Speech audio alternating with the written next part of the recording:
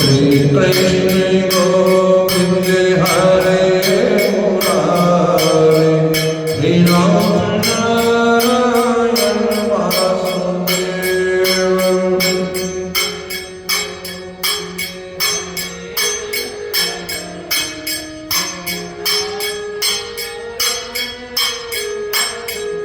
बोलो वृंदावन बिहारी लाल की जय। गजानन गणाधिसेवितं कपीथ जम्बो फलचारुभक्षणं उमासुतं विनाशकारकं नमामि विघ्नेश्वर पादपङ्कजं नमामि। बोलो श्री गणेश महाराज की जय। श्री वृंदावन बिहारी लाल की जय। गौरवी पृथ्वी ने राजा पृथु से कहा कि हे राजन, आप जो आज्ञा देंगे मैं वैसा ही करूंगी। मैंने आपसे पहले अधर्मी राजा बैन, जिसके राज्य में देवताओं, पितरों और परमेश्वर के नाम पर कोई शुभ कर्म नहीं होता था, इसी कारण मैंने समस्त अन्न औषधि आदि अपने में छिपा कर रख ली थी। अधर्मी लोगों का पालन करना मैंने उचित नहीं जाना, लेकिन अब आप धर्मात्मा राजा आए हैं, इसलिए मैं अब प्रसन्न होकर अन्न, फल आदि समस्त औषधियां उत्पन्न करूंगी। तुम वेदों के मंत्रों को पढ़कर गाय के समान मुझे दो, और जो भी मुझ में गुप्त है और जो भी तुम्हारी इच्छा है सो तुम्हें सब कुछ मिलेगा। पहाड़ों का बहुत बड़ा बोझ मेरे ऊपर, उसे एक तरफ ठिकाने रख दीजिए, ताकि ये पृथ्वी खाली हो जाए और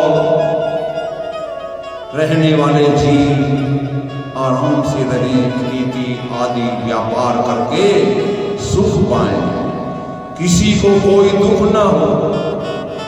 राजा पृथु ने ये वचन सुनते ही अपने धनुष की नोक से पहाड़ों को जो बीच बीच में पड़े थे उन्हें उठाकर धनुष तीर की नोक से उत्तर दिशा में एक ओर धर दिया।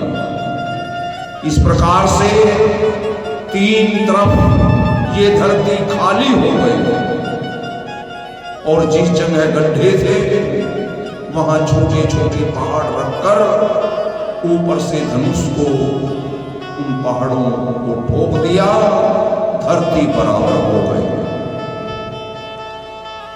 जगह जगह पर नगर गांव बसाए गए, जहां पानी की जरूरत थी वहां तालाब, बावली, कुएं आदि बनवाए गए, जिससे कि सभी जीवों को सुख मिले। तब गौरवी पृथ्वी ने प्रसन्न होकर कहा, हे पृथ्वीनाथ, अब मुझे दुख हो, जिससे कि समस्त पदार्थ मुझसे निकले। सबसे पहले भृगु ऋषि, दुर्वासा आदि ऋषिवरों ने गौरवी पृथ्वी को धुआ तो उसमें से वेद शास्त्र निकले। साधु ब्राह्मणों ने प्रसन्न होकर कहा राजा से कि हम लोगों को यही चाहिए। फिर देवता, गंधर्व, दैत्य आदि ने उस गौरूपी पृथ्वी को दुआ तो अनेक प्रकार के फल, अन्न, औषधियां, प्रयोजन की समस्त वस्तुएं पृथ्वी में से निकली। पृथ्वी ये धरती कामधेनु गाय के समान है, इसलिए अपनी इच्छा पूर्वक गौरूपी पृथ्वी को धोकर सब वस्तुएं इस संसार में प्रकट हुई।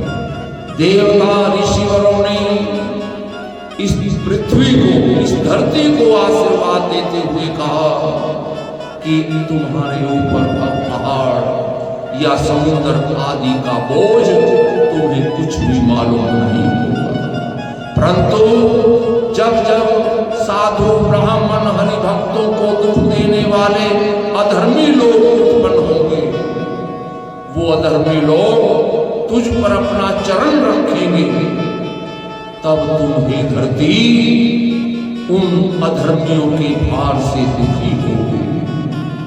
और तभी नारायण जी अवतार लेकर अधर्मियों को मारेंगे और इस धरती का बोझ उतारेंगे। देवता ऋषिवरों का ये वरदान सुनकर धरती माता अब अपना गाय रूप छोड़कर अंतर्ध्यान हो जाती है और संसारिक जीव अन्न, फल आदि उत्पन्न होने से प्रसन्न होकर अपने अपने कर्म धर्म में लीन होते हैं। नगर गांव में सुखपूर्वक राजा पृथु को समस्त जनता जनार्दन आशीर्वाद देती है। समस्त प्रजा आनंद से रहने लगी। राजा पृथु ने ऋषिवरों को, ब्राह्मण, साधुओं को बुलाकर 100 अश्वमेध यज्ञ करने का संकल्प लिया। ब्रह्मव्रत में मनु के स्थान पर निष्काम यज्ञ आरंभ हुआ। अनेक धर्म के प्रताप से घी, दूध, दही की नदियां बहने लगी। रतन, मोती, सोना, चांदी, तांबा आदि की खानें संसार में सबते ही प्रकट होने लगी। और राजा पृथु के राज्य में कोई भी मनुष्य तो भी दरिद्र नहीं रहा। राजा ने शास्त्रों के अनुसार श्याम कर्ण घोड़ा छोड़कर अपनी सेना घोड़े के साथ कर दी और वो घोड़ा 7 द्वीपों में घूमता जब चला जा रहा था, किसी भी राजा में इतनी सामर्थ्य नहीं थी कि जो राजा पृथु के घोड़े को पकड़ सके। समस्त राजा पृथु के अधीन थे और जब 99 यज्ञ संपूर्ण हो गए, 100वां यज्ञ आरंभ किया गया और श्याम कर्ण घोड़ा छोड़ा, तब इंद्र ने सोचा कि 100 अश्वमेध यज्ञ पूर्ण होने के उपरांत मेरा राज इंद्रासन छीन जाए। इसलिए इंद्र ने घोड़े को बांध लेना उचित जाना, कहीं राजा के 100 यज्ञ संपूर्ण न हो। और ऐसा विचार करके इंद्र ने अपने बेटे से कहा कि तू जा और ये श्याम कर्ण घोड़ा किसी तरह पकड़कर हमारे पास ले आ। इंद्र का बेटा घोड़े को पकड़ने के लिए अनेक उपद्रव करता है, लेकिन घोड़ा पकड़ में नहीं आता। इंद्र के बेटे ने आकर अपने पिता से कहा कि मुझ में इतनी सामर्थ्य नहीं जो मैं उस घोड़े को पकड़ सकूं। अगर तुम में बल है तो तुम ही पकड़ लो। ये वचन अपने बेटे के सुनकर इंद्र स्वयं घोड़ा पकड़ने के लिए चलता है, लेकिन मन ही मन विचार करता है कि राजा पृथु बड़े धर्मात्मा और बलवान हैं, उनके सन्मुख लड़कर हम घोड़ा नहीं ला सकते, क्यों ना कोई छल करके घोड़ा ले आना चाहिए। और ऐसा विचार करके इंद्र ने योगी का रूप बनाकर घोड़े के पास चला गया। जो घोड़े की रखवाली करने वाले सेना थे, उन्होंने योगी जानकर उसे घोड़े के पास जाने से मना नहीं किया। और इंद्र योगी रूप बनाकर घोड़े को सभी के सामने देखते देखते आकाश मार्ग में ले गया। और इस प्रकार से जब राजा के मंत्रियों ने ये समाचार राजा पृथु को सुनाया, तो राजा पृथु ने अपने बेटे विस्तार से कहा कि तुम जाओ और जाकर इंद्र के पास जो हमारा घोड़ा है उसे ले आओ। राजकुमार धनुष्मान हाथ में लेकर इंद्र के साथ युद्ध करने के लिए पहुंचता है। और इंद्र राजा पृथु के बेटे को देखकर अपने प्राणों के डर से घोड़ा वहीं छोड़कर अंतर्ध्यान हो जाता है। राजा पृथु का बेटा विजिताश्व ने घोड़ा पृथु के पास लाकर इंद्र के भागने का हाल सुनाया। और इंद्र घोड़ा छीन जाने से अब मन ही मन लज्जित हुआ। तब उसने अनेक माया धरी, कभी अंधियारा उत्पन्न करता और धोखे से घोड़े को ले जाता।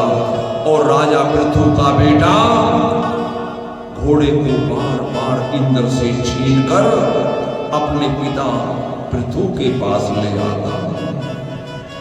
अंत में राजा पृथु ने क्रोधवंत होकर अपना धनुष्मान इंद्र को मारने के वास्ते जब उठाया, और यज्ञ कराने वाले ऋषिवरों ने राजा पृथु को समझाते हुए कहा, हे पृथ्वीनाथ, तुमने 100 अश्वमेध यज्ञ करने का संकल्प किया, लेकिन क्रोध करने से इस यज्ञ में विघ्न होगा।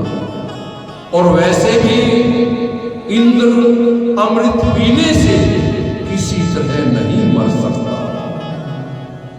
साधु मुनि ऋषिवरों के समझाने से राजा पृथु का क्रोध शांत हुआ।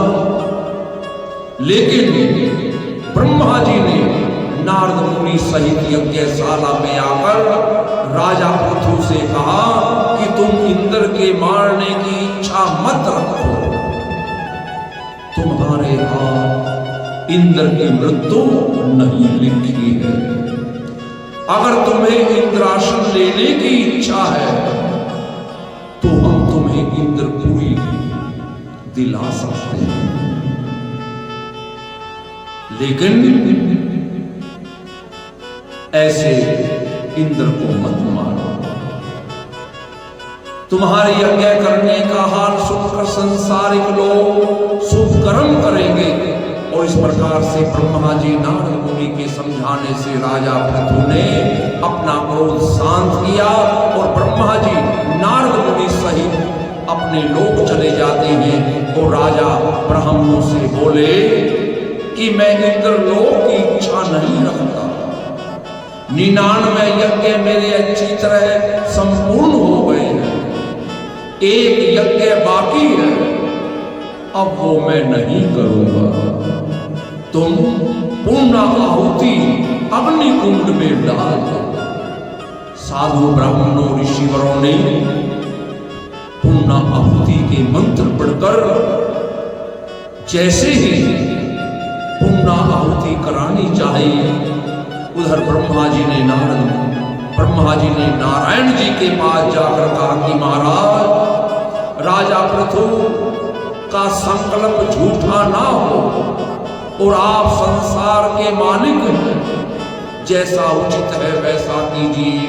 और ये वचन सुनते ही परमेश्वर त्रिलोकीनाथ नारायण जी ब्रह्मा और इंद्र को अपने साथ गरुड़ पर बैठाकर पूर्णाहुति डालने के समय पृथु की यज्ञशाला में पहुंच जाते हैं। नारायण जी को देखते ही राजा पृथु और जितने भी साधु ब्राह्मण ऋषिवर वहां थे सभी के सभी खड़े होकर वैकुंठनाथ को दंडवत प्रणाम करते हैं, स्तुति करते हैं और जय जयकार होने लग जाती है। नारायण जी राजा पृथु की स्तुति से प्रसन्न होकर बोले, हे राजन, तुम्हारे 100 अश्वमेध यज्ञ संपूर्ण हुए। हम तुमसे अति प्रसन्न हैं, कुछ वरदान मांगो।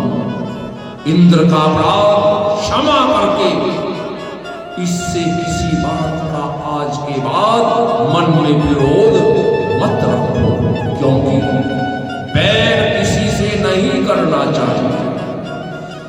सब छोटे बड़े प्राणियों में आत्मा एक है। शुभ अशुभ कर्म करने से भला और बुरा ही व्यक्ति कहलाता है।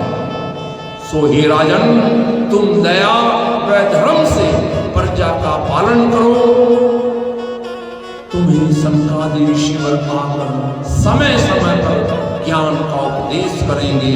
और ये वचन त्रिलोकीनाथ नारायण जी से सुनकर राजा पृथु ने विधि पूर्वक नारायण जी की पूजा की और हाथ जोड़कर विनय करते हुए कहा, हे दीन दयालु, हे दीनानाथ, हे भक्त वत्सल, मैं किसी के साथ बैर भाव नहीं रखता। ना मुझे इंद्रलोक की इच्छा है, ना मुझे किसी और वस्तु की चाहना है। केवल मैं तो यही चाहता हूं कि आपके चरणों की भक्ति, आपके चरणों में प्रीति मेरे हृदय में सदैव बनी रहे। आप लक्ष्मीपति हैं, लक्ष्मी जी से भी अधिक अपने भक्तों से आप प्रेम करते हैं। जिसने आपकी भक्ति का सुख पा लिया वो मनुष्य कभी भी संसारिक मोह माया में नहीं फंसता। सो मुझे हे नारायण अपने चरणों की भक्ति, अपने चरणों की प्रीति दीजिए। ये वचन राजा पृथु को सुनते ही नारायण जी प्रसन्न होकर बोले, हे राजन, तुम मेरे परम भक्त हो, तुम्हारी समस्त मनोकामनाएं पूर्ण होंगी। और त्रिलोकीनाथ ऐसा कहकर धाम चल दिए और ब्रह्मा जी अपने लोक चले जाते हैं। और राजा पृथु का यज्ञ इस प्रकार से संपूर्ण हुआ और उन्होंने ब्राह्मणों ऋषिवरों को बहुत सा दान दक्षिणा देकर विदा किया। इति श्री भागवत सकल कथा विराम। बोलो श्री विष्णु भगवान की जय। शांताकारं यक्षेणं पद्मनाभं सुरेशं विश्वाधारं गगनसदृशं मेघवर्णं शुभांगं श्रीलक्ष्मीकान्तं कमलनयनं योगिभिर्ध्यानगम्यं वन्दे विष्णुभवभयहरं सर्वलोकैकनाथं कर्पूरगौरं संसारसारं भुजगेन्द्रहारं सदा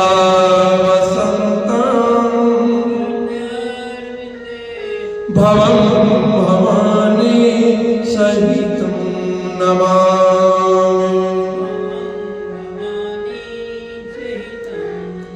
त्वमेव माता च पिता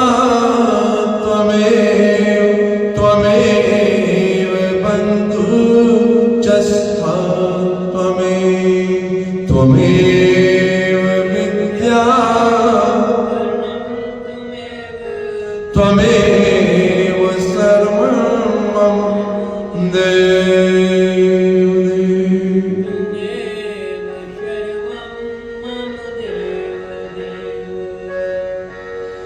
सर्वे भवन्तु सुखिनः सर्वे सन्तु निरामया सर्वे भद्राणि पश्यन्तु मा कश्चित् दुःखभाग् धर्म की जय हो धर्म का प्राणियों में विष्णु का गौ हत्या सनातन धर्म की जय श्री सत्यनारायण स्वामी की जय हे माई सचिया ते ऊंचिया जोता वाली माता तेरी सलाह जय श्रीमद्भागवत महापुराण की जय श्री सुखदेव जी महाराज की जय बोलो वीर बजरंगी हर हर हर महादेव शंभो श्री शंकर भगवान की जय जय जय श्री राधे श्याम जय जय श्री राधे श्याम जय जय श्री राधे श्याम ओम त्र्यंबकं यजामहे सुगंधिं पुष्टिवर्धनम् उर्वारुकमिव बन्धनात्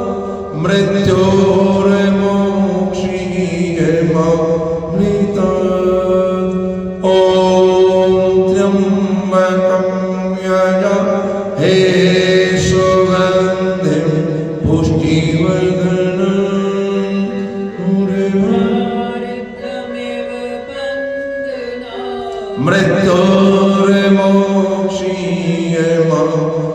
मृत्योर्मोक्षयेमामृतात् ॐ त्र्यंबकं यजामहे सुगंधिं पुष्टिवर्धनम्